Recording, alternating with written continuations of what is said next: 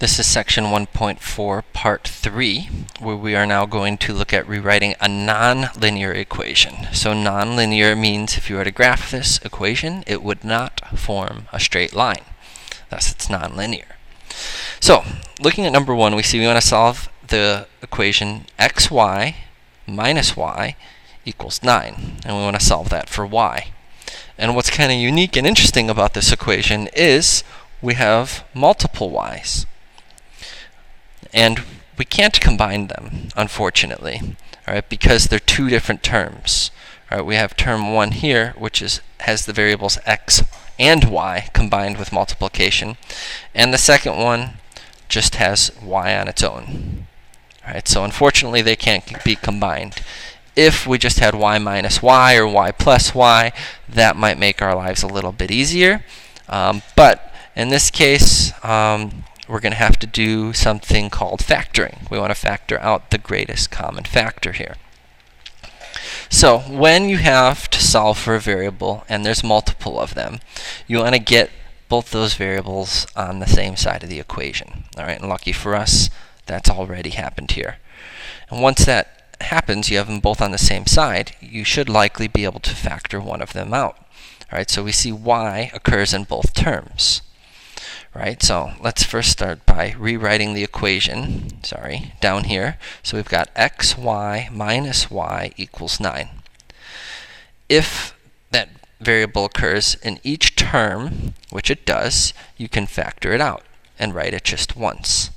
It's kind of like dividing, If I were to divide xy divided by y, that's this first term, xy divided by y, what happens to the y's? They cancel. So I'm just left with x. And if I had negative y divided by y, the negative y is here. The y's cancel, and I'm left with just the negative, or minus 1, equals 9. And you know you'll have done it right, because if you redistribute the y in, y times x is what? xy. And y times negative 1 is what? Negative y. So I've essentially just taken the y out of each term and written it once. Now I can see that y is attached to the quantity x minus 1 through multiplication. So I want to detach this whole quantity here, x minus 1, from y. So what's the opposite operation of multiplication? Division. So I'm going to divide both sides by the entire quantity x minus 1. So what is x minus 1 divided by x minus 1? Anything divided by itself is 1, so that's canceled. And what's left? We're just left with y. So y equals 9 over x minus 1. So we've successfully solved this equation for y. The next step is to find y when x equals 4. So I'm going to erase this up here. So we see y equals, well actually here, let's write x equals 4 first. And we know y equals 9 over the quantity x minus 1. So I'm going to plug in 4 for this x. So I've got 9 over 4 minus 1. And remember, you want to think of the numerator as being in parentheses and the denominator as being in parentheses. So you want to evaluate the entire numerator and denominator independently before you do your final division. So y equals 9 over 4 minus 1 is 3. And y equals what? 3, because 9 divided by 3 is 3. So when x equals 4, y should equal 3. Is that true? We need to go back to our original problem and check. So I'm going to go and check. The original problem was xy minus y equals 9. I'm going to plug in the value of 4 for x and the value of 3 for y. And we're going to evaluate the left side of the equation, and hopefully it equals 9. So 4 times 3 is 12. I'm going to drop down the 3. 12 minus 3 is, in fact, 9. So we've successfully solved this problem. Let's do a second type. So we've got number 2. And we're going to solve 2xy plus y equals 6 for y. And then we are going to find y for x equals 1. So again, we want to solve for y. How many y's do you see in the problem? 2. So we're going to factor them out and write y just once. So we've got 2xy plus y equals 6. We've got one term here, and our second term is here, and they both include y.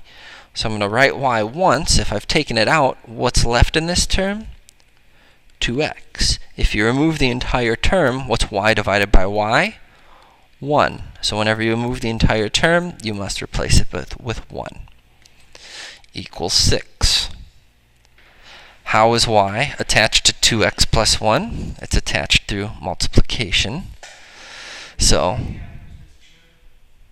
the next thing I'm going to do is divide both sides by the entire quantity, 2x plus 1. Right? Because we can see y is attached to it with multiplication. And we know anything divided by itself, 2x plus 1 divided by 2x plus 1, is simply 1.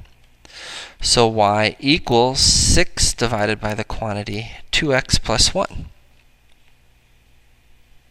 Now we're going to take that and we're going to solve for y, or we're going to find y when x equals 1. So we know x equals 1.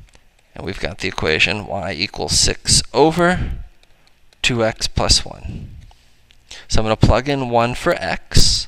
So we see y equals 6 divided by 2 times 1 plus 1. And then we're going to evaluate the denominator. So 2 times 1 is 2 plus 1. And then 2 plus 1 is 3. So we can see y equals 2. So when x equals 1, y is going to equal 2.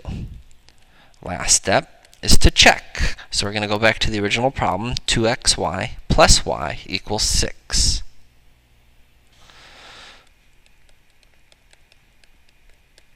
So we've got 2xy plus y equals 6. All right, so let's plug in 1 for our x and 2 for our y's. So we've got 2 times 1 times 2 plus 2 equals 6. 2 times 1 times 2, well, that's 4, plus 2 equals 6, and 4 plus 2 is 6. So we can see 6 equals 6, and that's a good sign. We know we've done the problem correctly.